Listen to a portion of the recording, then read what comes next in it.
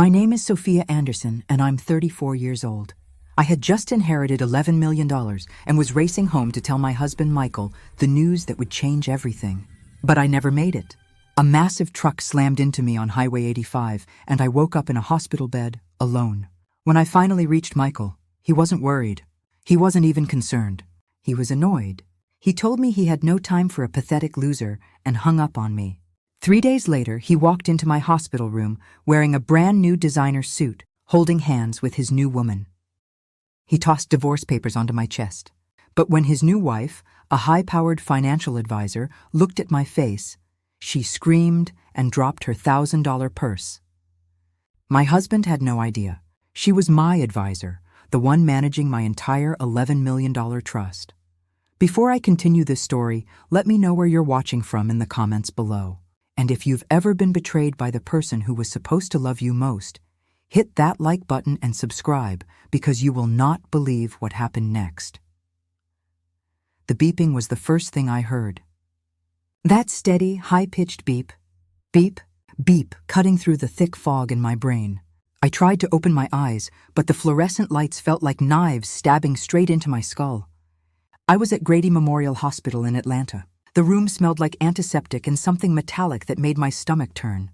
A sharp, tearing pain shot through my ribs when I tried to take a breath. It felt like someone had reached inside my chest and twisted. It all came flooding back in broken, terrifying pieces. The blinding headlights in my rearview mirror, the deafening sound of metal twisting, glass shattering, the sickening crunch. And just before that, hours before, the warm, excited voice of Mr. Harrison, the estate lawyer, in his polished office that smelled like old books and leather. Congratulations, Ms. Anderson. Your Uncle James has left you his entire estate. The trust is valued at $11 million. A number so big it didn't feel real. It felt like something that happened to other people, not to me. Not to a girl who'd spent the last decade working at a nonprofit for $42,000 a year. The pain in my chest yanked me back to the present. I was alive. Barely. My body felt like a lead weight, bruised and broken, but I was breathing. I frantically reached for my phone on the bedside table. It was there, shattered. The screen was a spiderweb of black glass, completely dead. I fumbled for the nurse call button, my fingers weak and shaking. I pressed it again and again. My husband, Michael, I rasped when the door finally opened. Where is he? Does he know I'm here? A nurse walked in. She was an older black woman, her scrubs a faded blue, her face kind but tired. Her name tag read, Mary. She checked the IV drip in my arm, her eyes glancing at the heart monitor. When she looked at me, there was a deep pity in her eyes that I didn't understand yet. Honey, Nurse Mary said, her voice low and exhausted. You've been here for 3 days. You were in a coma. It was touch and go for a while. 3 days? My throat felt like sandpaper. Where's Michael? My husband, Michael Vance. He must be going crazy. Did he call? Is he in the waiting room? Mary sighed. It was the kind of sigh that prepares you for bad news. She avoided my eyes for just a second, but it was long enough for my stomach to drop. There's been no man named Michael here to see you, honey. Not one call, not one message. We had your name as Sophia Anderson, and we listed Michael Vance as your emergency contact. We called him at least a dozen times. She shook her head. No one answered. No one came. No, that's impossible. I shook my head, and pain shot through my skull. He must be out of town. His startup. He travels for his business meetings. I was making excuses, I knew it. But the alternative was too horrible to accept. Michael could be selfish, yeah. He could be bitter about his failures. But not this. Not abandonment. This had to be a mistake. I have to call him, I insisted, trying to push myself up, but the pain was blinding. I have to let him know I'm okay. My mind was already racing ahead. I'd tell him about the $11 million. He'd be so relieved, so happy. This money would solve everything. It would save his business. It would save us. My hand was shaking so badly I could barely hold the hospital phone. I punched in Michael's number. It rang once, twice. On the third ring, he picked up, but it wasn't his voice I heard first. It was the sound of his life. Loud music, R&B thumping in the background, the clink of glasses, high-pitched laughter from a woman. He was at a party. What? He barked into the phone, his voice sharp and annoyed like I was a telemarketer. Michael, I whispered, and the first sob escaped. "Michael, it's me." "Where are you?" I heard him huff an impatient sound. "Sophia, what is it?" "I'm busy. I'm in the middle of a very important meeting with investors." "What do you want?" "I'm in the hospital," I cried, tears streaming down my face, hot against my bruised skin. "I was in an accident. I'm at Grady Memorial. There was a pause. The music didn't stop. When his voice came back, it was cold. Ice cold. Hospital? Are you serious? What did you do now, Sophia? Did you wreck the car? God always something with you." "No, Michael, please," I gasped. The pain in my chest was flaring. "You have to come." "A truck hit me. They said I was in a coma for 3 days. I have broken ribs. The music got quieter, like he'd stepped away. Not for privacy, just so he could be heard more clearly. "Listen, Sophia," he said, his voice flat and chilling. "I'm tired. I'm so tired of you and your drama. You're always the victim, always needing something. I'm trying to build something real here, and you just keep dragging me down." "What?" I whispered, confused. "What are you talking about?" "I don't have the time," he snapped. "And I don't have the money to run around after a loser. You understand me? A loser. You're on your own. Take care of yourself." Click. The dial tone buzzed in my ear, loud and mocking in the silent hospital room. I slowly placed the receiver back. My hand was steady now. The tears stopped. A loser. I stared at the blank beige wall. The word echoed. Loser. For 10 years, I had supported his business. 10 years of my paycheck from the nonprofit he despised. The job that paid our rent, our bills, our car insurance. The job that funded his life. I paid for his expensive suits. I paid for his networking dinners. I ate leftovers for lunch so he could take investors out for steak. For a decade, I'd been his rock, his cheerleader. The one who told him he was brilliant when the world told him he was failing. And now, lying in a hospital bed, broken and alone, I was the loser. The betrayal was so complete it felt physical. It was a cold stone settling in my stomach, heavier than any injury. I was still staring at the phone when Nurse Mary came back in with a tray of water and pills. She must have seen the look on my face because the tears were gone. The shock had frozen them solid. She put the tray down slowly. "He said that to you, didn't he, honey?" Her voice was soft, but there was anger in it. "Called you a loser?" I just nodded, eyes fixed on the wall. Mary sighed. "A loser. That's funny, because he's been living like a king. That American Express card of yours must have a pretty high limit." My head snapped toward her. The sudden movement sent white-hot pain through my ribs, but my mind was faster than the pain. "What? What are you talking about?" "The credit card alerts," she said, her voice dropping lower. "Hospital billing gets notifications when a patient's card on file is being used heavily in case of fraud. Someone spent $4,000 at Neiman Marcus yesterday afternoon. Another $3,000 at STK Steakhouse 2 nights ago. I was frozen."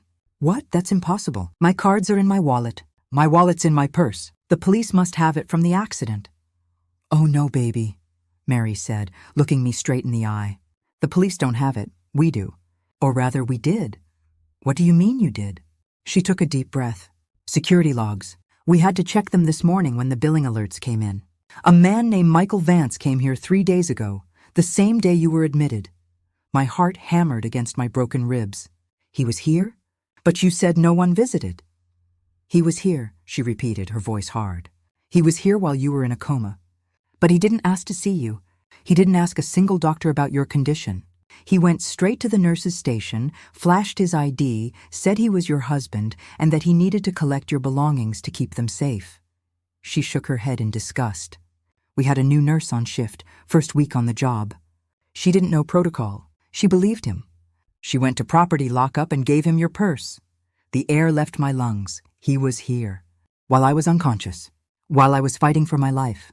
He was here, not to hold my hand, not to pray. He was here to steal my wallet." "We only found out for sure this morning," Mary continued, "when we cross-referenced the fraud alerts with the visitor log. He stole from you, Sophia. While you were lying right here, the shock was so total it was almost clarifying. It was a cold, sharp blade slicing between my ribs, piercing something deeper than bone. The man I had loved had picked my pocket while I was dying. I stopped crying. The tears just stopped, like a faucet violently shut off. The pain in my ribs, the ache in my skull, all of it faded. It went quiet. It was replaced by a cold so deep it burned. He was here. And then, like the final piece of a horrifying puzzle clicking into place, the last memory came flooding back. Sharp, vivid. I was sitting in my car in the parking garage of Harrison & Associates law firm, the smell of damp concrete and old leather from my 10-year-old Honda. My hands were shaking so hard I had to dial his number twice. I was crying tears of joy, of disbelief, of desperate relief. Michael picked up. His voice was instantly annoyed. "What, Sophia?" "I'm busy." "Michael." "Oh my God, Michael, you won't believe it." I'd shouted into the phone. "Uncle James, he left it all to me." "All of it!" There was a pause. I heard him huff. "What are you talking about?" "Left you what?" "The money, all of it."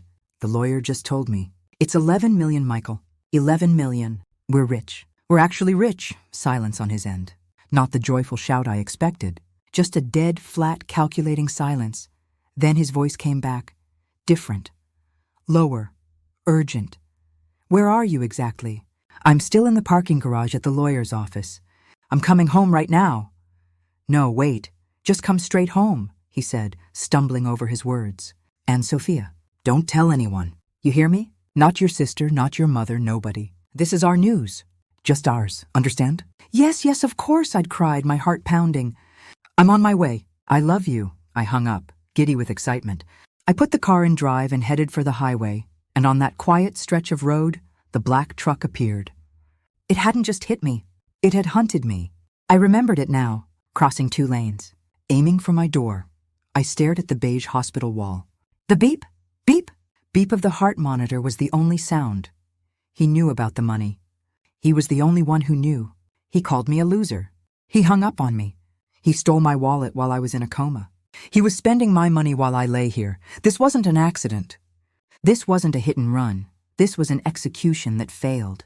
My husband, Michael, had tried to kill me. A new, colder terror spread through me. I was being hunted.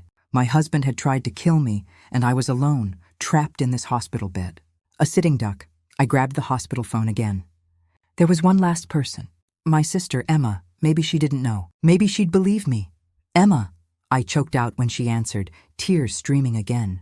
"Please, you have to help me. I'm at Grady Memorial. I was in a crash. A truck hit me." I paused, sucking in a painful breath. "And Michael?" "He was here. He stole my wallet while I was in a coma." "Emma, I think he tried to kill me." Silence. Not shocked silence.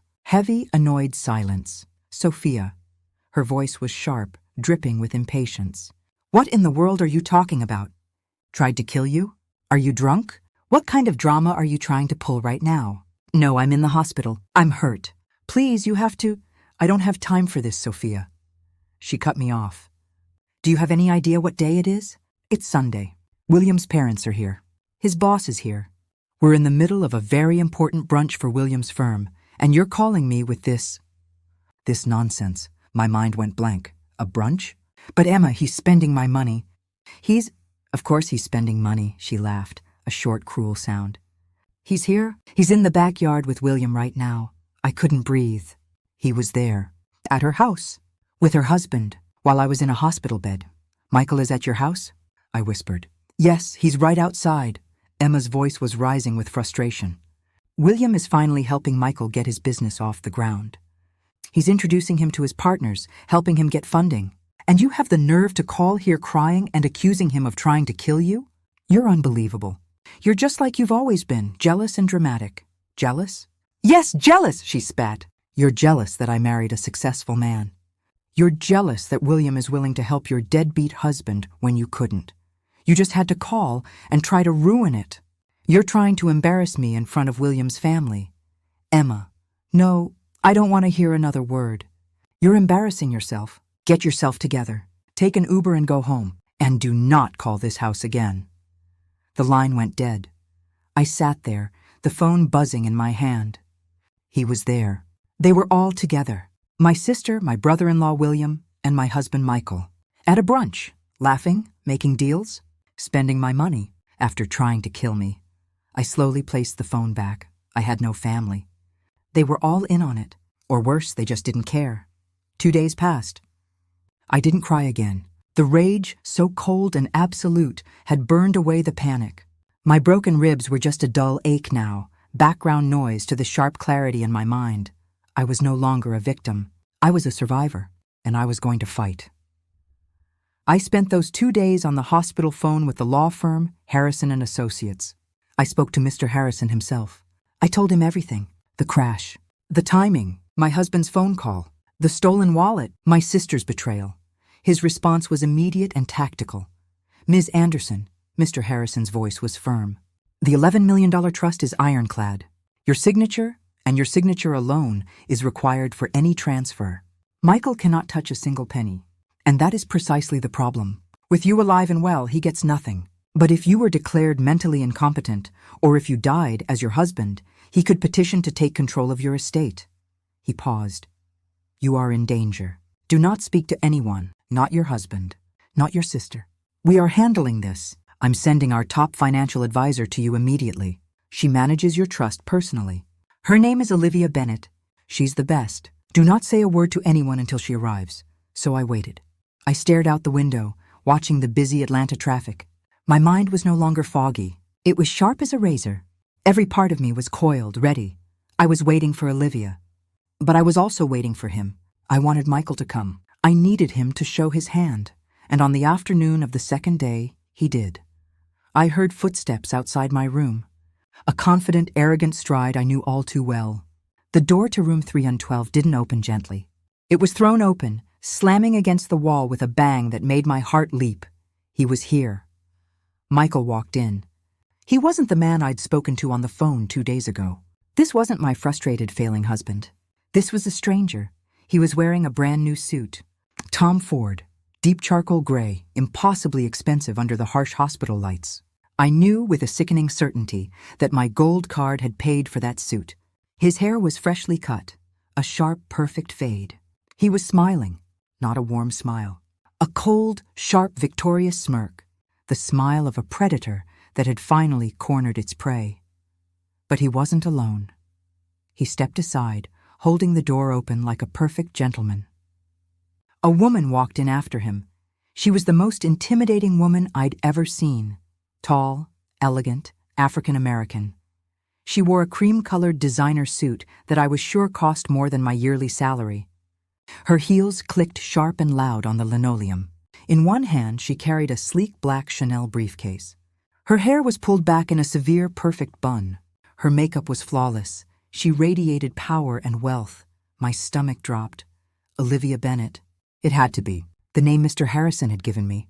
The top financial advisor. The one who managed my trust. The one who was supposed to protect me. But she wasn't here to protect me. She was walking in, her arm linked with my husband's. She looked at Michael with a fond smile. Then her eyes moved to me. Her gaze swept over my body in the cheap hospital gown. She took in my unwashed, matted hair, the ugly bruises on my arms, the IV tube taped to my hand. Her expression, which had been so warm for Michael, instantly froze. She looked at me with bored, clinical disdain, like I was an insect she was about to step on. "Oh, look at that!" Michael's voice boomed into the room, jovial and loud. "She's still alive. I gotta be honest. I really thought you'd be dead by now. Guess those doctors are better than I thought. What a shame." My mouth was dry. I couldn't find my voice. My heart was hammering against my broken ribs. I just stared at him. Then at this terrifying, powerful woman. This was a nightmare. This was a trap.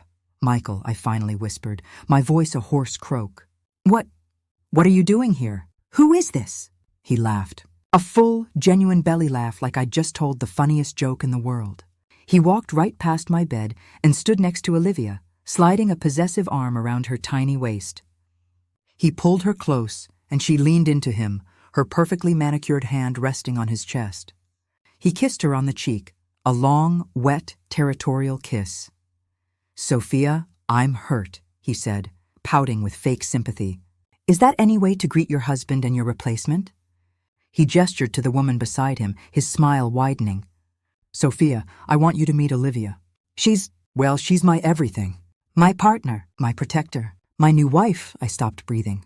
The beep, beep, beep of the heart monitor seemed to get louder, faster, screaming in the silence. "Well, She will be, he corrected himself, waving his hand like it was a minor detail. She's my financial advisor first, of course. And as soon as she's finished cleaning up this mess, he waved his hand in my direction, pointing at me in my bed. As soon as I'm legally free of this trash, then she'll be my wife. We're getting married in Napa. She's already booked the vineyard. The woman, Olivia, finally spoke. Her voice was exactly as I expected. Smooth, deep, utterly indifferent, like she was ordering coffee.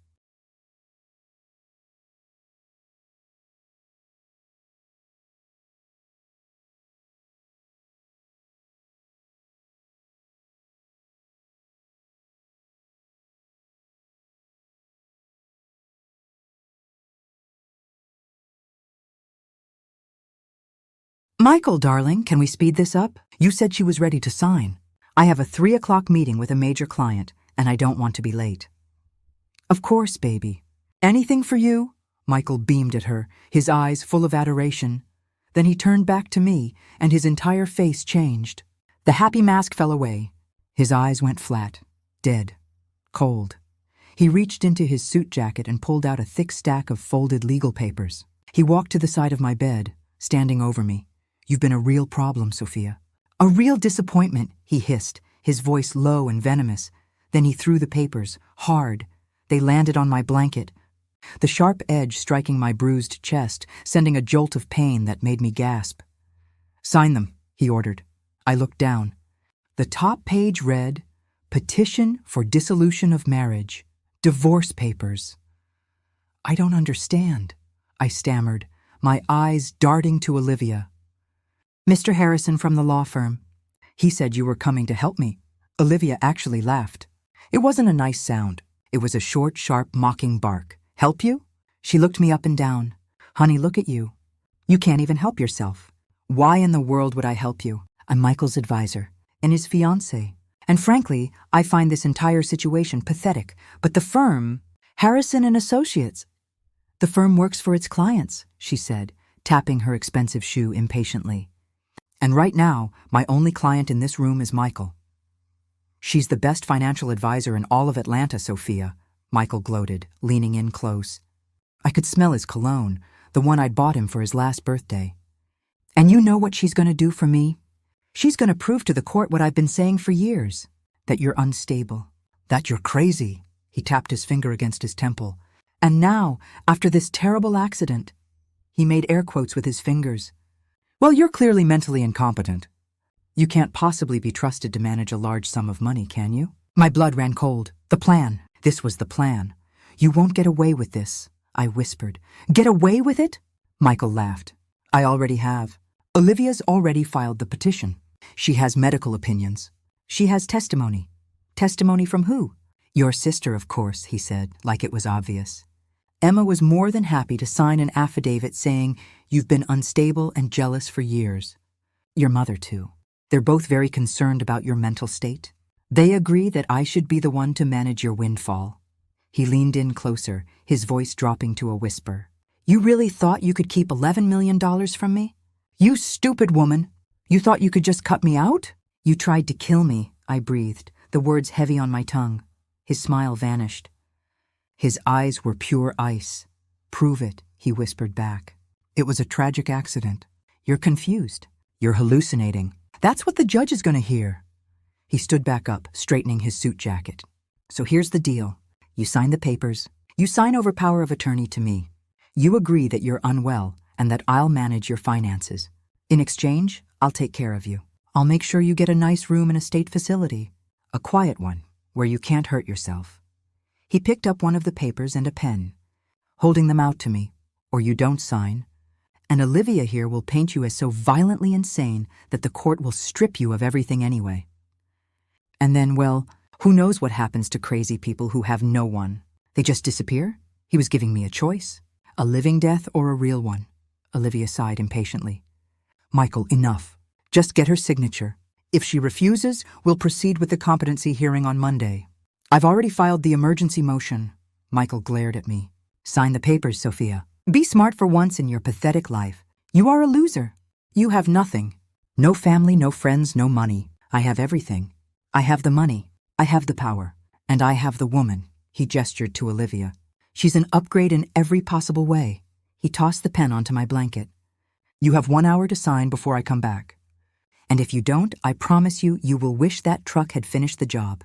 He turned, put his arm back around Olivia's waist, and started toward the door. I was paralyzed, staring at the woman. Olivia. This was the name Mr. Harrison had given me. Olivia Bennett, the top financial advisor, the shark who was supposed to protect my trust. And here she was, not just with Michael, but with him. On his arm, his new wife. My brain couldn't connect the two realities. Was this a trap? Had Michael bought her? Or had he lied to her so completely that she had no idea? Olivia sighed, bored. She tapped her blood-red fingernail on her gold Cartier watch. Sign the papers, darling, she said to Michael. She didn't even look at me. I have a 3 o'clock. I can't be late. Of course, baby. Anything for you, Michael said, kissing her temple. Olivia took the papers from his hand. She pulled a slim gold pen from her briefcase and clicked it. Let me just mark the signature lines. You'd be amazed how stupid people can be. She took off her sleek cat-eye glasses and let them hang from a gold chain. She scanned the top page, her sharp eyes moving quickly. Petition for dissolution based on... Yes, mental instability, she murmured, mostly to herself. And the secondary filing, emergency petition for conservatorship and medical power of attorney. Perfect. She flipped to the last page. All she has to do is sign here, she pointed the pen. And the power of attorney right here, she looked up annoyed. Where's her name chart? I need to verify the spelling for the notary. Michael, trying to be helpful, pointed at the plastic bracelet on my wrist. It's right there on her arm, see? They put it on when she came in. Olivia leaned in. It was the first time she'd actually looked at me, instead of just through me. Her eyes narrowed, focusing on the white band on my wrist. She read the name printed in black block letters, Sophia Anderson. I saw her blink. Just a quick, sharp blink. Then her eyes darted to the white chart hanging at the foot of my bed. Her gaze moved from the name to the line just below it. Social Security number. Olivia didn't move. She just stopped, froze. Her body went rigid, her hand still holding the gold pen, hovering over the papers. Her face, which had been so full of arrogant confidence, just collapsed. The color drained from her cheeks, leaving her flawless makeup looking like a mask on a corpse. Her eyes, wide and unblinking, were locked on the chart. Her lips parted, but no sound came out. Michael, who had been checking his reflection in the window, finally noticed the silence. Olivia, he said, cheerful. Baby, what's wrong? You find a mistake? She didn't answer. Olivia. He sounded annoyed now. He stepped closer and touched her arm. Hey, what is it? Olivia made a small sound in her throat. A tiny strangled gasp. She took one slow, stiff step backward, away from the bed, away from me. Then another step. Her hand, the one holding the $1,000 pen, started to shake. The other hand, the one holding her Chanel briefcase, went limp. The briefcase slipped from her fingers. It hit the linoleum floor with a heavy, sickening thud. The contents spilled out. Papers scattered. A lipstick went rolling under the bed. She didn't even notice. She just stared at me. Her face a mask of pure, unadulterated horror. She raised one trembling finger, pointing it directly at my face. "Oh my God!" she screamed. It wasn't a small sound.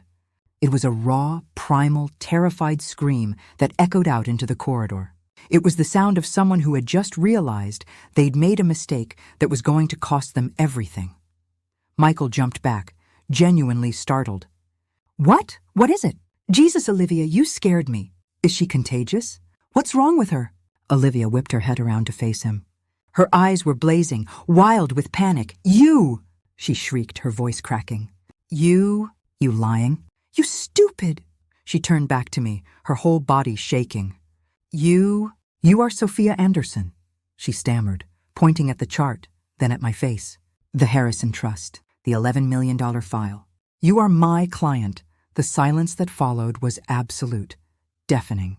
The only sound was the beep, beep, beep of my heart monitor, which was suddenly racing. Michael just stared at her, his mouth open, his face a mask of total confusion. "Client?" He forced a nervous laugh. "Baby, what are you talking about?" "She's broke. She's got nothing." Silence. Olivia's voice was no longer a scream. It was a roar. "I am Olivia Bennett. she said, her voice shaking with controlled rage. "I am a senior advisor at Harrison & Associates. My firm is the trustee of the James Anderson Trust. We manage the $11 million that belongs to her." She pointed that trembling finger at me. "And you?" She turned that finger on Michael. You stupid little man. You hired me. You came to my firm to hire me to steal money from my own client." Michael was a statue. His smug smile was frozen on his face, a grotesque mask slowly melting into pure panic. His face went from tan to gray to sickly white. Wait, hold on," he stammered, holding his hands up. "Olivia, baby, you're confused.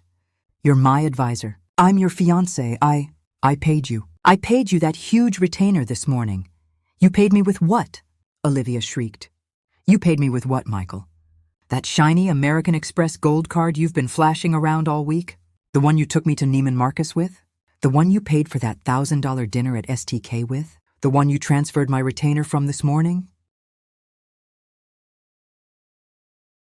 She took a step toward him, her eyes narrowed to slits. "I saw the name on the card, you idiot. I thought Sophia Vance was your old name for the account. It's her card. It's her account. You paid me to steal from my client using my client's own money. Do you have any idea what you've done?" And that's when I found my voice. The pain in my ribs was still there, but it didn't matter. The betrayal, the shock, it all melted away, replaced by a cold, hard core of pure rage. I used the railing and, with a gasp of pain, I refused to let become a sound of weakness. I pulled myself into a sitting position. They both turned to look at me. Michael looked like a cornered animal. Olivia looked furious, but waiting. My voice, when I spoke, wasn't the weak whisper of a victim. It was low, clear, and filled with ice. "He didn't just pay you with my card. Ms. Bennett." Olivia's eyes locked on mine. "He tried to kill me." The silence was absolute, broken only by the accelerated beep of my monitor. "What?" Olivia whispered, her fury giving way to dawning horror. "I think you need to hear the whole story," I said, my voice gaining strength. 3 days ago, I left Mr. Harrison's office. Your boss. He just told me about the $11 million. I was so happy. I thought we were finally safe. I turned my head and looked directly at the pale, sweating man who was still my husband. "I called him," I said, pointing at Michael. "I was in my car. I cried. I told him we were rich. I told him our lives were going to change. He was the only person in the world I told." I looked back at Olivia. "He got very quiet. He told me to come straight home and not to tell anyone. Not my sister, not my mother, no one." Less than 2 hours later, on Highway 85, a black truck crossed 2 lanes of traffic and slammed me into a concrete barrier. The driver never stopped. Olivia's hand went to her mouth. "And while I was in here," I continued, "in a coma, fighting for my life, he came to this hospital. But he didn't ask to see me. He didn't ask a single doctor if I was going to live. He went to the front desk, told them he was my loving husband, and asked for my purse." I let the words hang in the air.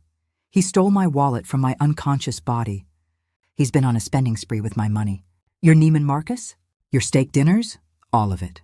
And then, as the final part of his plan, he hired you, his new wife. The best advisor in Atlanta, he hired my own advisor to have me declared mentally incompetent so he could finish the job he started on the highway. Olivia took a step back.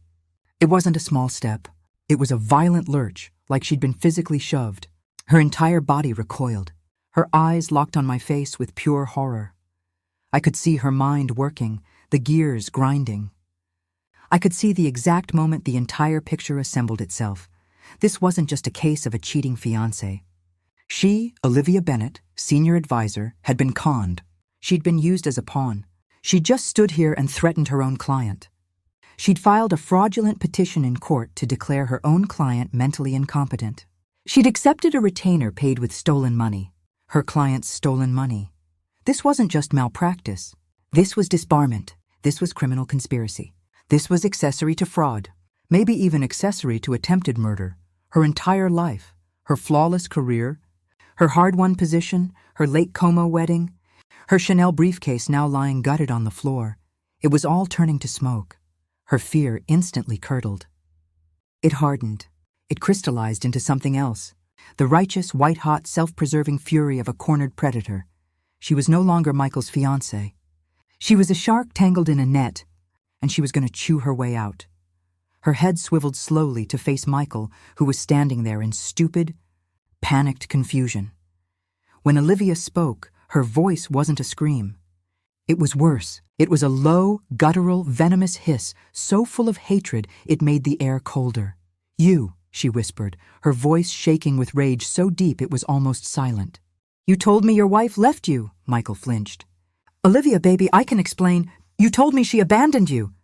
Olivia's voice was rising, gaining power. "You told me she ran off with another man. You told me she was missing." She stepped toward him, and he instinctively stepped back. "You told me she was draining your joint accounts," she continued, her voice a whip crack. "You told me she was vindictive, unstable, that she had a history of paranoid delusions." She was screaming now. "You swore to me she was mentally unstable. You begged me to help you. You said you needed to protect your assets from your crazy missing wife. You sat in my office, you held my hand, and you cried. You cried, you pathetic lying worm. You used me." No, baby, Michael was in full panic. He looked from Olivia's furious face to me, sitting up in the bed. He saw no allies, no escape. He saw the end, his new suit, his new woman, his new life, all gone. He was trapped, and like any trapped animal, he turned vicious. "She's lying," he roared, his face turning blotchy red. "It's her. She's the one. She's twisting everything. She's trying to trap me." He had no charm left, no way out. His entire future was sitting in that bed, a living witness to his crimes. He had one last move. "Silence the witness! You shut up!" he bellowed, his eyes bulging. He lunged, not at Olivia. At me, his hands were clawed, aimed for my throat. He crossed the 2 feet between us in an instant, his body a mass of raw, desperate violence. I didn't even have time to scream, but Olivia did. "Security!" she shrieked, her voice a piercing alarm. The door didn't just open. It exploded inward, slamming against the wall. It wasn't just Nurse Mary. Mary was there, pointing. "In here!" And behind her were 2 men. They weren't hospital orderlies. They were massive, professionals. They wore black polo shirts tight across broad shoulders with event security on the back. They were the men Mr. Harrison had promised. The men who'd been stationed outside my door for 2 days, waiting for this exact moment. Michael, mid-lunge, his fingers inches from my face, didn't stand a chance. The first guard moved with terrifying speed. He didn't try to grab Michael. He tackled him, hit him low, driving his shoulder into Michael's stomach. The force lifted my husband off his feet, driving him sideways, away from me. Michael let out a grunt as the air was forced from his lungs. He hit the linoleum with a heavy, wet thud. The second guard was on him instantly, knee-pinning Michael's shoulders, hands twisting his arm behind his back. "Do not move." The guard roared. Michael fought. He cursed. He bucked, his expensive Tom Ford suit ripping at the shoulder. But it was useless. He was pinned, his face twisted in rage, pressed against the dirty floor. The whole thing, from his lunge to his capture, had taken less than 3 seconds. I sat there, my heart hammering, my hand at my throat. Olivia stood panting, her chest heaving, her hands fisted. She looked at Michael pinned on the floor. Then she looked at me. Her expression was no longer just fury. It was complex, dawning realization. I wasn't just her client. I was her only way out. The guards were professionals. They had Michael pinned with brutal efficiency. His arms were wrenched behind his back, his suit bunched around his shoulders, his face pressed hard against the cheap beige floor. "Let me go!" He screamed, muffled. He tried to buck, but the guard's knee was planted in his back. "Get off! You can't do this! She's lying. She's crazy. I'm her husband." I looked at him. Truly looked at him for the first time. Not as the man I loved or feared, but as a thing. A trapped, desperate thing. "Not anymore," I said quietly. But it cut through his screaming like a razor. Everyone stopped and looked at me. Michael went still. I turned to Nurse Mary, standing in the doorway, her hand over her mouth. "Nurse Mary," I said, my voice calm and steady, "could you please call the Atlanta Police Department now?" Mary nodded, her eyes never leaving the scene. "What do I tell them, honey?" Tell them, I said, my gaze dropping back to the man on the floor, that I need to report an attempted murder. And grand larceny. Michael started to struggle again. No, it's a lie. She's manipulating you. And fraud. Olivia's voice sliced through the air, louder and sharper than anyone. She was no longer panting. She was pacing. She had her cell phone pressed to her ear with one hand, gesturing wildly with the other. She wasn't just a financial advisor anymore. She was a general commanding an army. Yes, David, I'm at Grady Memorial right now, room 312. She was talking to someone on her phone but shouting for everyone to hear. I want a full freeze on every asset tied to Michael Vance. No, I don't care. I have evidence he's been committing wire fraud against the firm for the last 48 hours. She stopped pacing and whirled on Michael, who'd frozen again, his head twisted to look at her in dumb shock. You think you're smart? She spat at him, her eyes full of fire. You're a common, stupid criminal. I have the server logs. I have the call recordings. He tried to access the Harrison Trust this morning. He called our wealth management division, pretending to be me, trying to authorize a transfer. He used a voice memo of Ms. Anderson. He must have recorded her, trying to pass it off as her verbal consent. He tried to impersonate his own wife, my client. She was back on the phone. And get forensics. I want to trace on that retainer transfer. He paid me with stolen funds. He used Ms. Anderson's American Express. Yes, the client's card. He paid me, her own advisor, with her own stolen money to file a fraudulent competency claim against her. He's done. We're going to bury him under the jail. She snapped her phone shut. It was over. Michael knew it. I could see it in his eyes. He stopped struggling. His body went limp. He just lay there, face pressed to the floor. It was no longer he said, she said. It wasn't just my word against his. His brilliant plan, hiring her, using my cards, trying to access the trust, had created a mountain of digital, financial, and audio evidence. The best advisor in Atlanta that he'd hired to be his weapon had just become his executioner. She knew exactly where every single one of his bodies was buried because he'd been the fool who led her to the graves. One of the guards hauled him to his feet, hands zip-tied behind his back. The guard's hand was clamped on the back of his neck. Michael's navy suit was torn at the shoulder, covered in dust. His perfect hair was mussed. His face was blotchy and red. He was just a small, pathetic man. Nurse Mary appeared in the doorway, her face grim. The police are on their way. They're sending a detective. They'll be here in 5 minutes, Olivia nodded. All business. She picked up her phone and started dialing again, already one step ahead. David, get me a line to the DA's office. The fraud division. Yes, I'll hold. The guards pushed Michael against the wall. He didn't resist. He just stared at the floor, breathing heavily. He'd lost. The money. The woman. His freedom. And he'd done it all to himself. Just as Mary finished speaking, 2 uniformed Atlanta police officers appeared in the doorway, expressions grim. The security guards immediately stepped back, handing Michael over. The officers pulled him up and began cuffing his hands with metal handcuffs, replacing the zip tie. The metallic click was the loudest sound in the room. Michael had been limp, but the cold touch of steel seemed to jolt him. A last desperate surge of rage flooded his system. He knew he was finished, but he wasn't going down alone. He was going to set one last fire. He suddenly went rigid. His face, pale and defeated, turned deep red. His eyes, wild and hateful, locked onto me. You won't win, he screamed, his voice cracking.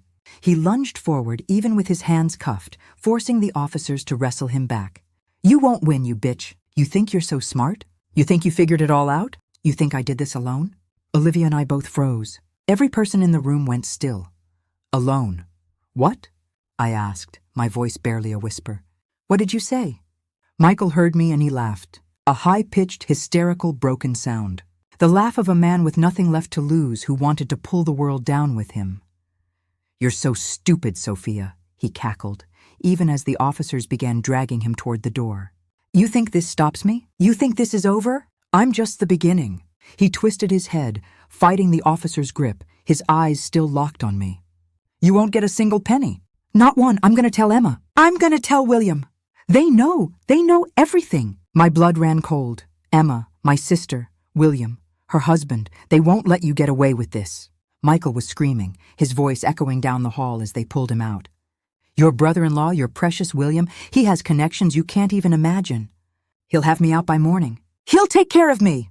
He'll bury you. He'll finish the job. You'll never ever win. The officer finally shoved him out of view. His screams grew fainter, but the threat remained, hanging in the sterile air like a toxic cloud. I looked at Olivia. Her face was pale. The triumphant fire in her eyes was gone, replaced by cold, calculating understanding. This wasn't over. This wasn't just about Michael anymore. He was just a pawn. This was about my entire family. My sister, Emma, and her powerful, connected husband, William Carter, the man who'd been at the brunch with Michael. The man who was really in charge. The room was suddenly quiet. The only sounds were Michael's fading screams down the corridor and the steady beep of my heart monitor. The 2 Atlanta police officers gave me a grim nod and followed their colleagues, leaving me, Olivia, and Nurse Mary in the room. Mary quietly began picking up the scattered contents of Olivia's briefcase. Olivia stood in the middle of the room, her back to me, perfectly still for a long moment, her shoulders rigid. I watched her take one deep, shuddering breath. Then another. She slowly bent down and took her briefcase from Mary. She straightened up, adjusted her cream suit, pulling the fabric taut. She smoothed her hair, which was still perfect. When she finally turned around, the terrified woman who'd screamed, "Oh my God," was gone. The furious, betrayed fiancé who'd shrieked at Michael was also gone. The person facing me now was the shark Mr. Harrison had promised. Her eyes were cold, clear, and absolutely lethal. There was no fear, no panic, only the dead flat focus of a predator that had just identified its real target. She walked to the foot of my bed, her heels clicking with sharp authority. "Miss Anderson," she said, her voice low, precise, and dangerous. "That man deceived both of us. He played me for a fool. He used my reputation, my firm, and my affection to commit fraud. He nearly destroyed my career. He nearly cost my firm its biggest client." She paused, her eyes getting even harder. "For that, I owe you an apology, and I owe him a lesson. A very public, very painful lesson. I looked at this powerful, dangerous woman. She wasn't my friend. She wasn't here out of kindness. She was here to protect her own interests. But right now, our interests were perfectly aligned. He'd tried to destroy both of us." I took a breath, feeling the pain in my ribs. But my voice was just as cold and clear as hers. "I need an advisor, Ms. Bennett." Olivia looked at me, a flicker of something, maybe respect, in her eyes. I continued, "I don't need his jilted fiancé.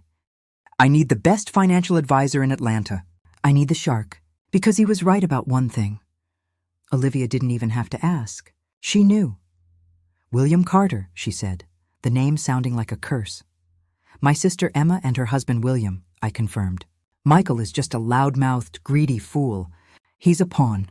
William is the one with the money and the power. He's the one who was at the brunch with Michael. He's the one who really tried to kill me." Olivia's lips pulled back in a smile that wasn't a smile at all. It was a baring of teeth. "Then we have a lot of work to do. He may have connections, but I have an $11 million motive to protect my client. He has no idea what's coming for him." She pulled out her phone and started dialing. "Let's start with your brother-in-law, William Carter." A week had passed. I was no longer in the cold hospital room. Olivia had moved me under a fake name to the presidential suite at the St. Regis in downtown Atlanta. It was a beautiful gilded cage. Floor-to-ceiling windows showed a breathtaking view of the city I no longer felt safe in. 2 discreet but very large security guards, arranged and paid for by the firm, were stationed in the hallway, 24/7. My body was healing. The dark bruises had faded to sickly yellow, and the pain was now a dull ache instead of a sharp stab, but the real battle was just beginning. Olivia sat across from me on a plush cream sofa, laptop open, all business.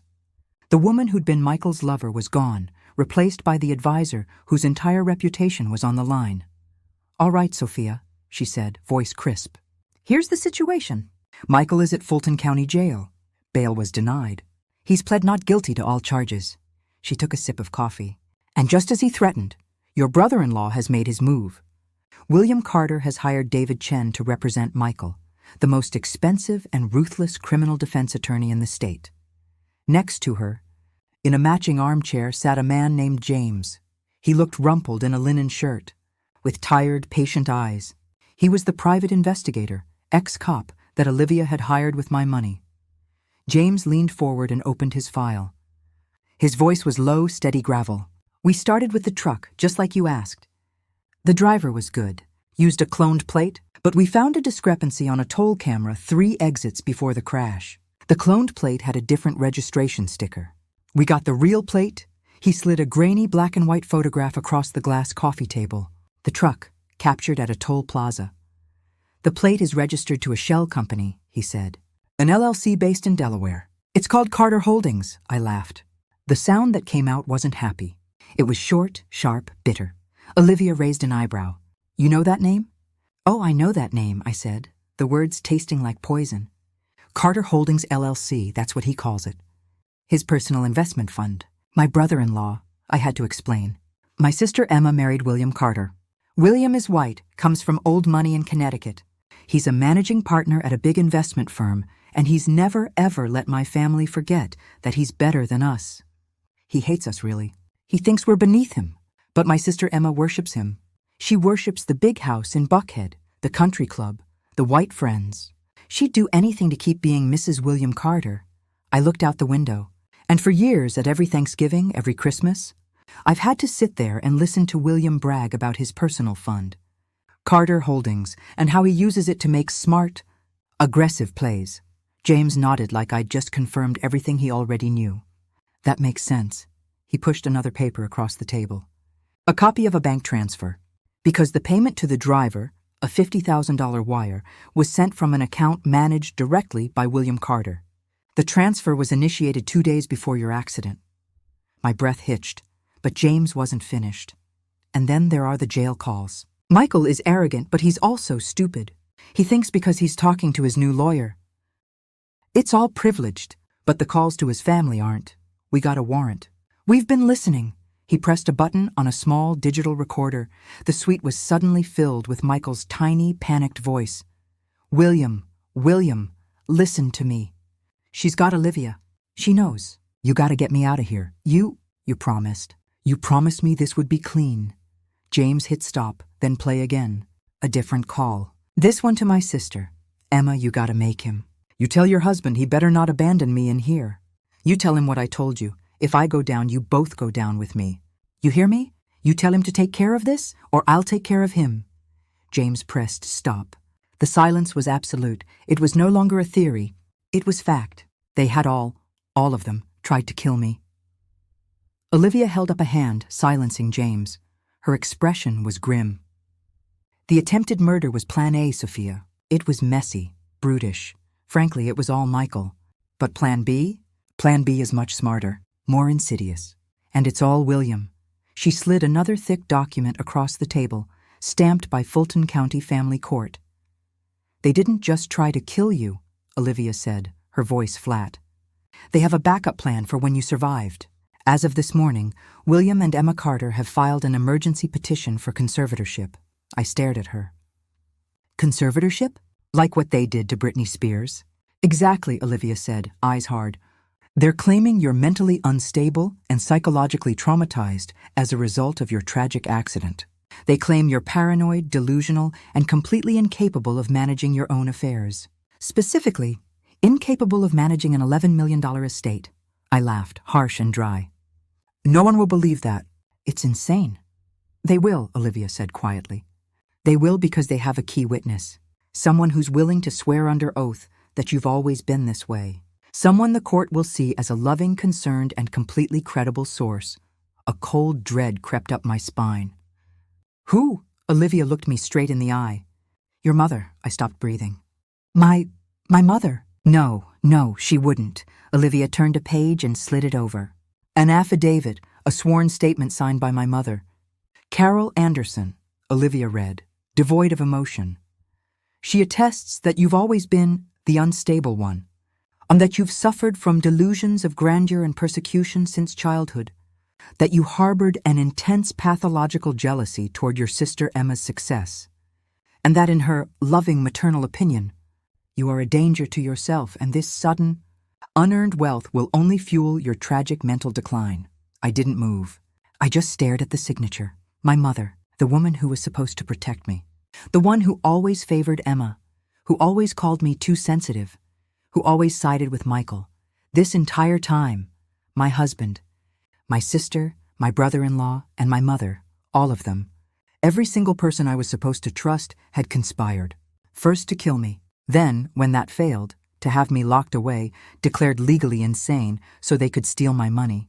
I closed my eyes. Felt the dull ache in my ribs, the cold, empty space in the suite. Then I opened them. The grief was gone. The shock was gone. The fear was gone. There was nothing left inside me but a cold, hard, empty space waiting to be filled. "When is the hearing?" I asked, my voice calm. Olivia looked up, surprised by my tone. "It's an emergency petition. They're fast-tracking it." "Monday morning." I stood up. The city lights sparkled below, a sea of diamonds that suddenly seemed very clear. "They want a show in court," I said, turning to Olivia and James. "They want to put my mental state on display." I walked to the full-length mirror. I looked at myself, the bruises, the tired eyes, the woman they thought they could break. "All right," I said, my voice quiet but full of terrible power. "But we're not waiting until Monday, and we're not going to their court." Olivia stood up. "Sophia, what are you talking about? They're all at my mother's house right now."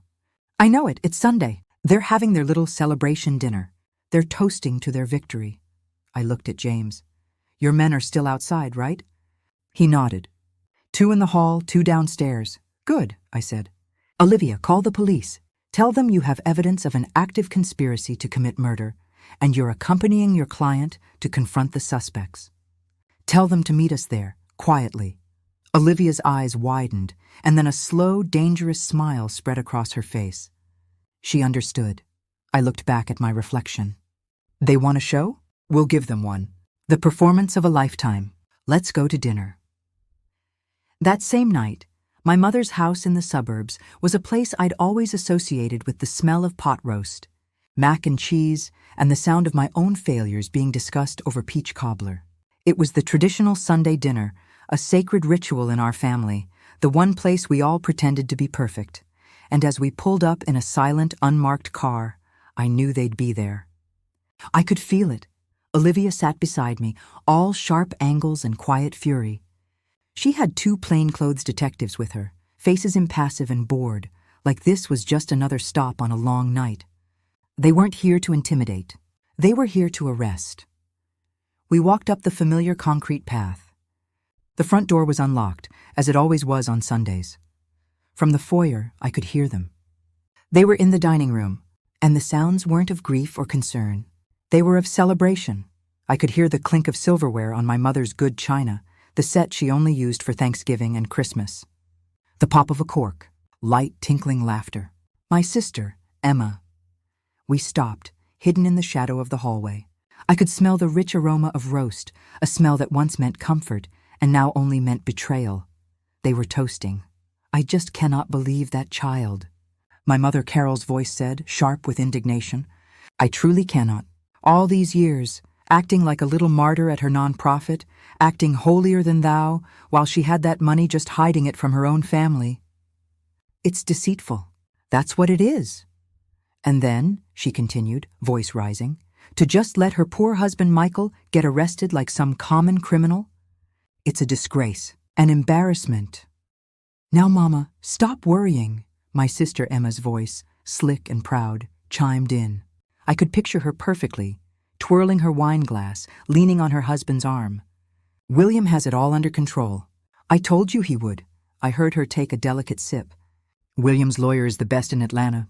He's going to go to court Monday morning and prove what we've always known, that Sophia is just not stable. She's paranoid. That accident, it just pushed her right over the edge. She's hysterical. So we," she said, and I knew that "we" meant her and William, "will take control of the assets. It's the only responsible thing to do. It's for the good of the family. We'll make sure she's taken care of. In a good facility, of course. A quiet one." Then his voice. That smooth, condescending old money accent he used to assert his superiority in our home, in our black family. "Exactly, Emma. William said. Your mother is right to be upset, but you're right to be practical. The woman is incompetent. She can't even manage her own marriage, let alone a multi-million-dollar fortune. She never could. We'll manage the money for her. Think of it as a finder's fee. A reward, really, for all the years we've had to put up with her. Laughter. My mother and my sister. They laughed. A light, airy relief sound. That was the moment. I took a single deep breath. The ache in my ribs was a dull fire, but my voice was pure ice. Mentally unstable, William? The laughter stopped. It didn't fade. It shattered. I heard a fork clatter against a plate, echoing like a gunshot. I stepped out of the shadow and into the warm light of the dining room. The three of them jerked their heads toward the door as one. Their faces. I will see their faces in my dreams for the rest of my life. My mother's mouth was open, food half chewed, her hand frozen. Emma's wine glass stopped halfway to her lips, her eyes wide, color draining from her face. And William, his smug smile dissolved. It didn't fade, it fell off. His skin went pale, sickly, chalky white. He looked like he'd seen a ghost. But I wasn't a ghost. I wasn't the weak, broken Sophia they remembered. I wasn't the scapegoat in oversized sweaters they could mock and dismiss. I'd spent 2 hours getting ready. I was wearing a blood-red power suit. My hair, which they were used to seeing in a simple ponytail, was pulled back into a severe bun, showing the faint silvery scar on my temple, the receipt from the accident he'd paid for. I wasn't the victim. I was the reckoning, and I hadn't come alone. Olivia stepped up beside me, a dark, elegant shadow in charcoal gray. Her heels clicked once, twice on the hardwood. She wasn't carrying her briefcase like an accessory. She was holding it like a bomb. Behind us, filling the doorway, were the two detectives. Large, impassive. They didn't look at the food. They didn't look at my mother or sister. They looked right at William. My mother, Carol, was the first to find her voice. Her shock turned to anger. "Sophia!" she shrieked, slamming her hand on the table, making the china rattle. "What are you doing here? You are not welcome in this house. You get out." I took another step into the room, eyes cold. "I came to take back what's mine, Mama, and to watch the final act of your performance." "That's enough," William barked. He shot up from his chair, napkin falling to the floor. He tried to puff out his chest, to regain control. His face was blotchy and red. "You are trespassing. I'm ordering you to leave this property right now before I call the police."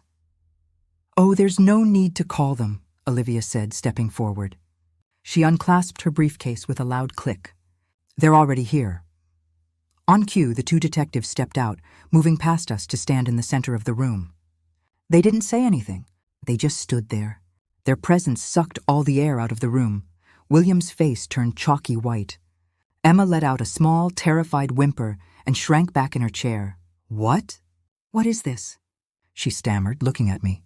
"Sophia, what did you do? Are you crazy?" I laughed. The sound was cold. "Am I crazy?" I repeated, taking a step toward her. "Am I crazy, Emma? Or is it crazy to conspire with your husband to hire a truck to run your own sister off the road?" "That's a lie!" Emma shrieked, but her voice was thin, panicked. "Is it?" Olivia said. She pulled a document from her briefcase and slapped it on the table. "Right on top of the pot roast, William Carter, you are under arrest for attempted murder in the first degree and financial fraud." One detective stepped forward and pulled William's hands behind his back. "You have the right to remain silent."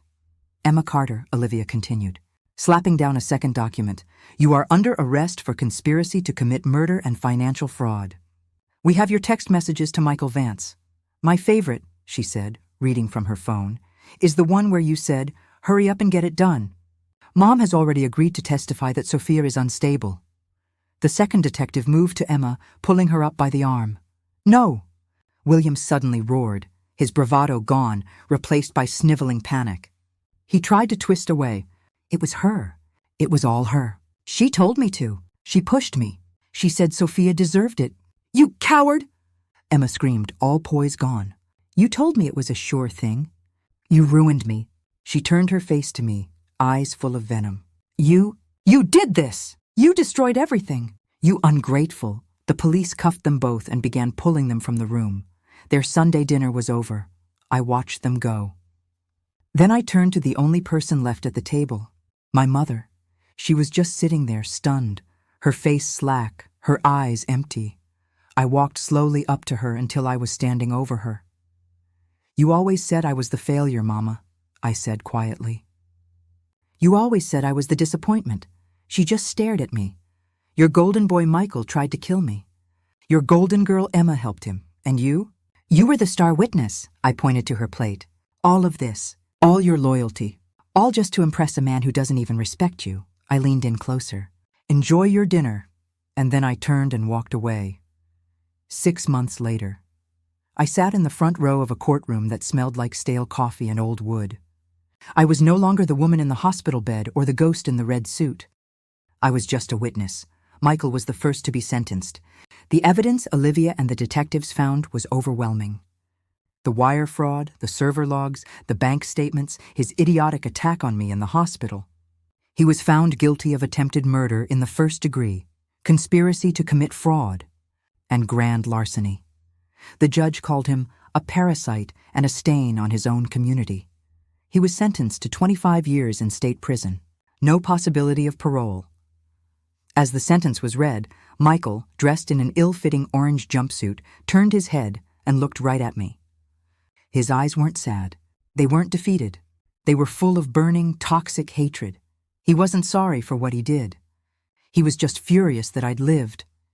Then came William. My brother-in-law, the king of our family, did what all cowards with money do. He tried to make a deal. To save himself, he confessed to everything. He admitted to hiring the truck. He admitted to funding the entire scheme. He admitted to conspiracy, and then, with pathetic desperation, he blamed everyone else. He told the court he was manipulated, pressured, not in his right mind, and he pointed his finger directly at my sister. He told the court that Emma was the true mastermind, that she was the one consumed with jealousy, that she was the one who pushed him, who said I deserved it. The judge didn't buy all of it, but the confession got him a reduced sentence. Not freedom, but a deal. William Carter was sentenced to 15 years for conspiracy to commit murder. He was permanently stripped of his financial licenses. His career was over, but the real payoff came from his family. His wealthy white Connecticut family, who'd been sitting in the courtroom looking horrified, didn't wait for the appeal. They disowned her, not him.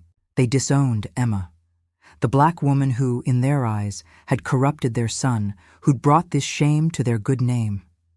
They cut her off completely. Immediately, she lost her house. She lost her status. She lost her money. And she lost her husband. She was convicted as an accomplice and received 10 years. She lost everything. And my mother, Carol Anderson, sat in the back of the courtroom, alone. She'd lost both of her golden children. Her perfect, successful daughter and her brilliant son-in-law, all gone. Her entire world, the one she'd built on appearances and favoritism, had evaporated. She's called me hundreds of times. She leaves long, rambling, weeping messages. Sometimes she's angry. Sometimes she's begging. Sometimes she's just crying. I have never answered. Not a single one. 1 year later, I'm sitting on the balcony of my new condo in Midtown Atlanta. The city sparkles below me, alive and beautiful. The $11 million is safely invested, managed brilliantly by Olivia Bennett, who's become not just my advisor, but my friend. My real friend. I've started my own nonprofit. It's called Second Chances Foundation. We help survivors of domestic violence and family abuse rebuild their lives. We provide legal aid, financial counseling, and safe housing. Olivia sits on the board. Nurse Mary is our head of patient advocacy, and you know what? I've never been happier. Here's the lesson I learned from this entire nightmare. Sometimes the people who are supposed to be your greatest protectors are actually your most dangerous predators. Money, especially a large amount like $11 million, doesn't change people. It simply reveals who they truly were all along. It acts like a spotlight, illuminating the greed, jealousy, and cruelty that were hiding in the shadows. They called me a loser. But my worth was never, ever defined by their validation.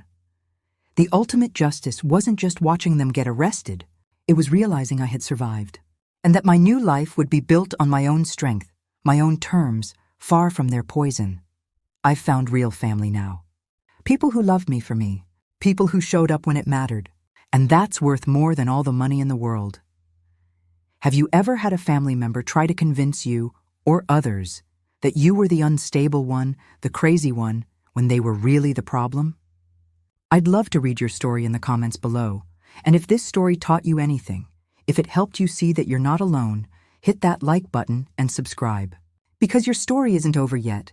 Your best chapter is still to come. And mine? Mine is just beginning, with a big, beautiful smile. The end.